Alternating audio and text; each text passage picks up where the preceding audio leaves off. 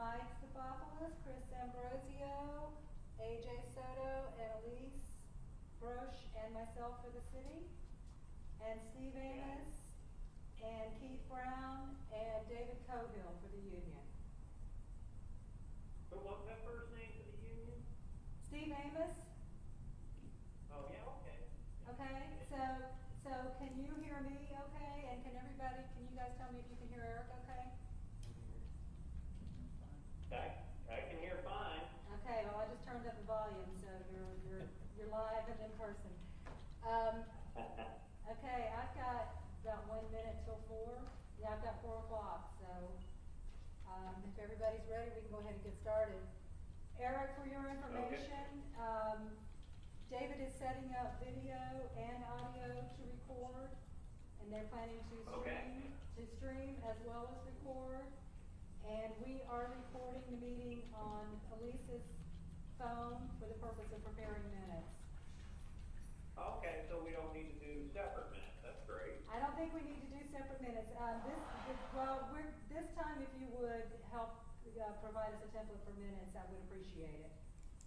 Yeah, and I did send those to Elise, I guess, last week from the prior negotiations. Okay, so I think we'll be fine. We plan on using the recording to prepare the meeting, minutes of the meeting. And I think probably the recording could just supplant minutes. I mean, they're an accurate record of what happened, so I don't know if you have to actually put it down on paper. Okay, all right, we can do that. Okay, so is everybody ready? All right. Sure. All right, and Mike, you wanna kick it off? I will. I'll start off with an introduction on the city side of the table first. I'm Mike Stephanopoulos. I'm the city manager for the city of Jacksonville Beach. To my left, I have our new city attorney, Chris Ambrosio. To my right is Karen Nelson, deputy city manager. Elise Broche, who is the legal assistant to the city attorney, and AJ Soto, who is the city's budget manager. I just wanted to take a quick second to say that this is probably a little bit different than what you're used to seeing in the past as far as the team on this side of the table. In the time that I've been here, one of the things I've tried to do is make the conversations with the employees to be a little bit more personable with regards to their interaction with administration and how we actually discuss things and make decisions around here.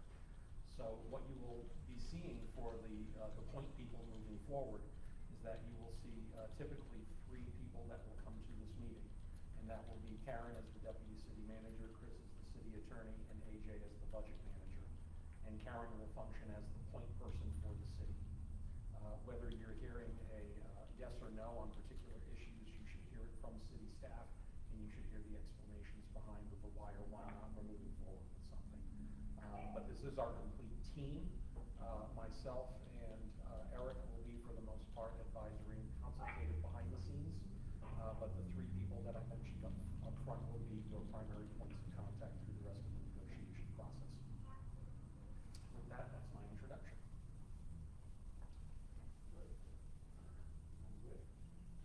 Hey, good afternoon, Eric. This is Steve. For the point of the union, Steve Amos will be the chief negotiator, and I'll be able to be their point person also to the union. We have Keith Brown, of course, David Cohill here. Both will be given expert testimonies and stuff towards their proposals, or some of the proposals will be doing later.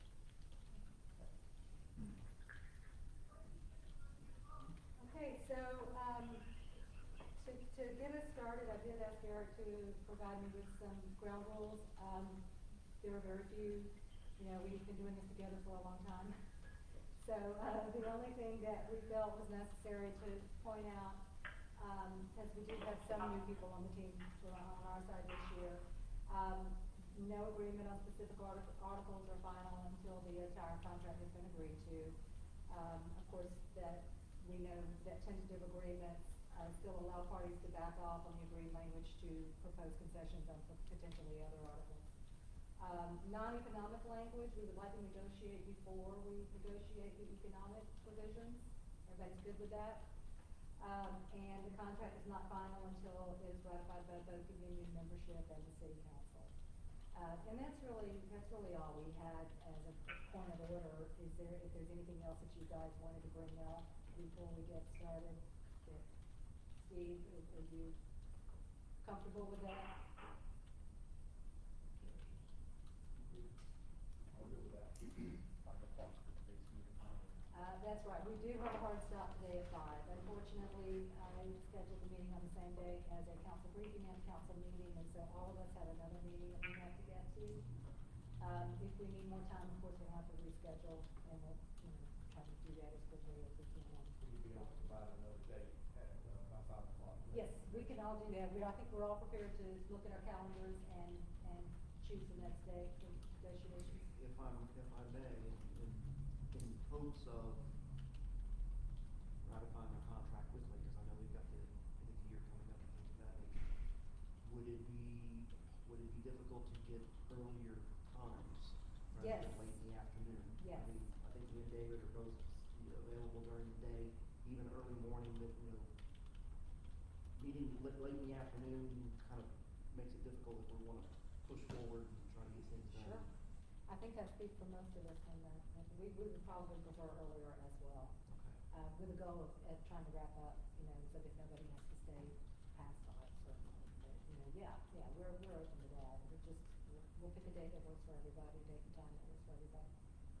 And turnaround times back and forth on proposals, it's like last time, some of them was almost 20+ days. And for the purpose of getting this done from both sides, we'd like to try to streamline it. We would as well, and that's one of the reasons that we put together this particular team. We have AJ on our team who is he's our budget officer. He's able to do a lot of the financial analysis and answer a lot of the questions during the meeting. So that's why he's here. And of course, this year for the first time, we have in-house counsel. So I think that's going to enable us to move a little bit quicker on getting those proposals turned around and presenting any counter proposals. So absolutely, yeah, we're also would have an interest in trying to expedite the process. Okay. Okay. Ready? Can I say something before we just sort of kick off everything? Just start, let's kind of took the wind out of my sails a little bit. I'm gonna start off by saying that 3 years ago was a completely different city. It was a completely different department. We now have a new city manager, a new chief.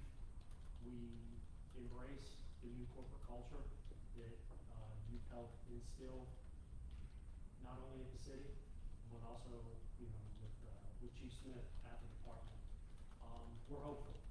We're hopeful that we can come to an agreement that will represent our shared desires, which is to be able to come up with a fiscally sound agreement that can recruit and retain the best officers to provide the best service for the citizens. So, took it out ahead of me with, the team, bringing in more in-house people, more people from the different departments. So we're hopeful. Check that box. It's definitely strange for me. This is my 12th year. I think I started in 2008 with representing the union, and this is different. So if I look like a fish out of water for a little while, you understand why. So it's different for us too, and I think that we're looking forward as much as you are to kind of developing a new relationship and a new process going forward. Having said that, though, I want to start by letting you all know the city's position in this current economic environment. I know that you're all aware of what we're facing with the COVID-19 pandemic. It has created, I believe, an unprecedented economic uncertainty, if you will. And so although we are regardedly optimistic, that we can maintain over the next year or two, given our past practices, we've been very fiscally conservative and we've been able to build our reserves. And so, but the fact is, we don't know. We don't know what the impact is yet of the pandemic, and we don't know how long it's going to last. We already have some preliminary numbers, and AJ can elaborate, but concerning the sales tax distributions and other state shared revenues, we've already seen a dramatic decrease in what we're collecting. And so, AJ, I think, correct me if I'm wrong, but from the state, what we're hearing is that they are taking a sort of a preemptive strike against the upcoming expected decline in revenues. And so they've already cut ours. They cut our sales tax by, So what ended up happening is because of the great degree of uncertainty and all economists are kind of looking into this very cloudy crystal ball, they have preemptively cut their forecasts and reduced expected distributions of revenues that we usually get from them, like sales tax distributions and motor fuel taxes, by 50%. Normally we would get it, based on a 95% projection of whatever it is that they were forecasting at the time, and then they sent us an email on May 27th saying, hey, we're changing that distribution formula, we're actually going to cut it down to 50% and withhold, and then we'll true you up at the end of the year pretty much. And so they very preemptively came out with that because there is a very high level of uncertainty about where we end up on the other side of this. Do you have a valuation on that, on what that 95 to 50 cut was? So, not from that percentage sales drop, but the state's fiscal year ends in June, I'm sure as you gentlemen are very well aware. And they recently came out with this in their revenue report, and it's on the Florida Department of Revenue's website. Their overall general fund revenue is down nearly 1.9 billion, or 5.7% from expectations that were held in January, pre-COVID. I think we were all looking at relatively reasonable but somewhat optimistic forecasts, and then COVID hit, and you had all this uncertainty, and everybody's just going back, and all those projections that we were facing 6 months ago are useless at this point. How did that impact the city monetarily? So- I know you said 50%, so it's a decrease of 45% from 95 to 50. Yeah, Do so you have a number there? what ends up happening is we have still not been trued up by the state yet since their fiscal year ended, 45 days ago. They're still going through the true-up process, but from a budgetary perspective, a budget that we will be starting in another 45 days, we're looking at an overall drop of 14.1% on the state shared revenues that we get, and that equates to over $600,000 for the city's general fund, and so it was a pretty substantial hit. It falls in line in some cases, and in other cases it has exceeded the losses we experienced in the Great Recession 12 years ago. And so those are our initial estimates at this moment. We hope it'll change. we hope it'll change. So as a result of that, and with these being driven primarily by the uncertainty, like I said, we don't know yet what the dollar amount of the financial impact is going to be. We also don't know for how long a period of time. What we will be looking to do in this negotiation process is try and negotiate a 2-year agreement with you all, as opposed to a 3-year. We feel like if we can lock in a 2-year agreement without making significant changes to the financial provisions that would go beyond a 2-year agreement, then we can come back in 2022 and reassess for a 3-year agreement and renegotiate for a full 3-year agreement. At that time, we'll have more information, we'll have a better idea, not only what the financial impact is, but how we're responding to it and what our continued response needs to be. So just up front, we would like to consider a shorter term agreement just for the purposes of giving us the time to reevaluate. As a result of the financial impact and uncertainty, we're putting other positions in almost every department in the city, we're putting positions on hold. So we're going into this very optimistic but guarded. We don't want to make any decisions that are going to impact us for 20 or 30 years down the road until we can see what this impact is going to be. Okay. With regards to the ad valorem projections, increase this year, more people moving to the beaches, or people leaving, or AJ, do you have those numbers? I'm sure you do.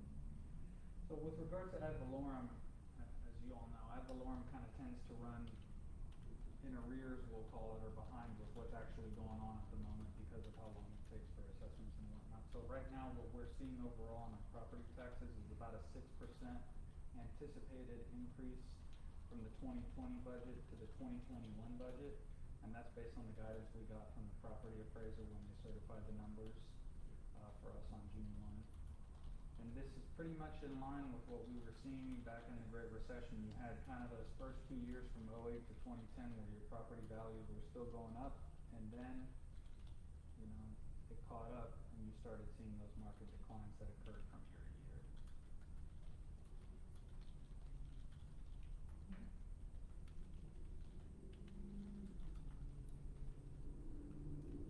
So, with that said, I wanted to see how you guys wanted to respond. First of all, do you have any proposals that you're prepared to present? We do, but I'd like to caucus for one. Sure.